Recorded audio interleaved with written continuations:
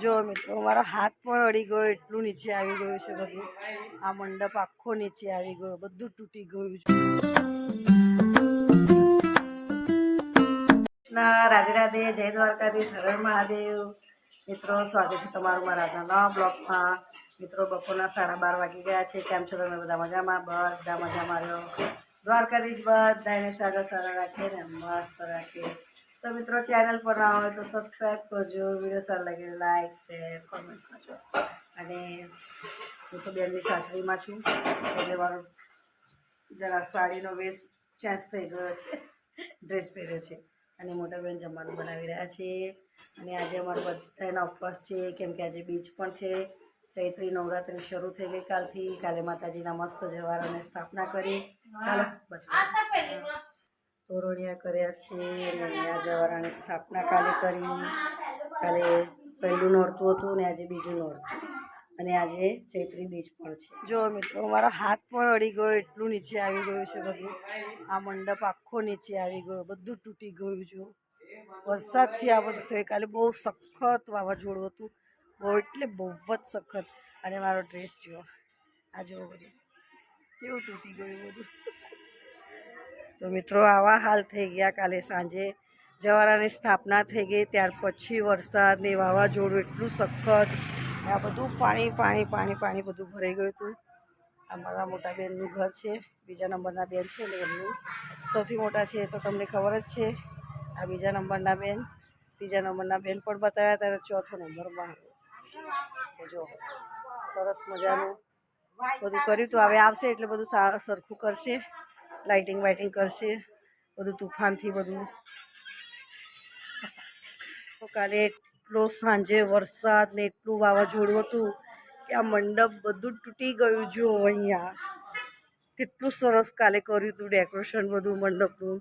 આ બધું જો બધું તૂટી ગયું, બધું નીચે આવી ગયું. એટલો બધો પવન, એટલો બધો વરસાદ, અને હું હાથ લગાવી શકું એટલું નીચે આવી ગયું છે. જો શું વાંધો નહીં, એ તો બધાને ખબર હોય કે જમવાનું બનાવવા બેસે એટલે બધું વિખરેલું જ હોય ને આમથી આમ બધું. કપડાં સારા જ છે, સરસ લાગે છે. આ બીજી ઓ પાછળ છે, જો અમારો છોકરો એ સૂતો છે ને આ બધું કાલે અમે બધું પાણી ભર્યું. શું કરો છો બકા? હે બકા? ચાલો મિત્રો પાછળનું તમને બતાવું નજારો, બન્યા રહેજો વિડીયોમાં. મસ્ત માથું ધોઈને નહીં કાઢી પણ માથું ઓરવ્યું નથી. આગળ બેન લોકો જમવાનું બનાવે છે, કેમ કે એ લોકો અમને આજે પાછું મુંબઈ જવાનું છે, મોટા બેનને ને જીજાને. તો હું અને બેવો છોકરાઓ બધા અમે અહીં જ રહીશું. પછી સન્ડે જતી રહીશ પાછી, અને પછી ઘરનો બ્લોગ. તો મિત્રો આવી છે ભાઈ અમારી દુનિયા ફેમિલી. મારું મુંબઈથી આવ્યું છે, મસ્ત મારા પિયરિયા. આ બેનની સાસરી છે, પણ હું ક્યાં છું ખબર છે? એમના ગામે. તો એમનું ગામ છે અટીપરા, તો હું અટીપરા ગામમાં છું. સરસ મજાનું જોઈ લો. આ બેન કેટલી સરસ થઈ છે અહીંયા છે ને, મસ્ત એકદમ. અમારી બેનનું ઘર છે પાછળ. આ તલાવ છે પાછળ, અમારી બેનનું ઘર છે. આ બાજુમાં કાકી લોકોનું ઘર છે, અને પાછળ જો કેટલું મોટું તળાવ છે. બેનના ઘરની પાછળનું સીન છે. ઠેઠ આ બાજુથી લગાવીને આ બાજુથી બધું તળાવ છે. સામે રોડ છે. આ મસ્ત વડનું ઝાડ છે અહીંયા જુઓ, સરસ મજાનો છાંયો. ઉનાળામાં તો જોવાનું જ ના હોય. ઉનાળામાં એટલો સરસ પવન ને એટલું સરસ લાગે છે અહીંયા.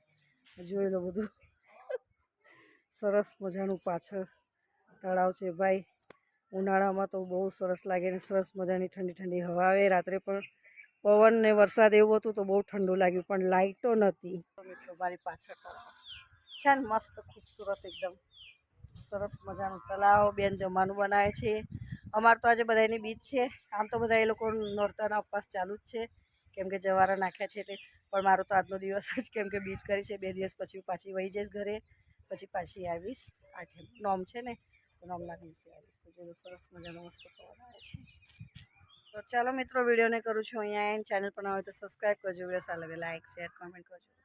તો મળે નવા બ્લોગમાં. જય શ્રી કૃષ્ણ, રાધે રાધે, જય દ્વારકાધીશ, હર હર મહાદેવ. બાય બધાય.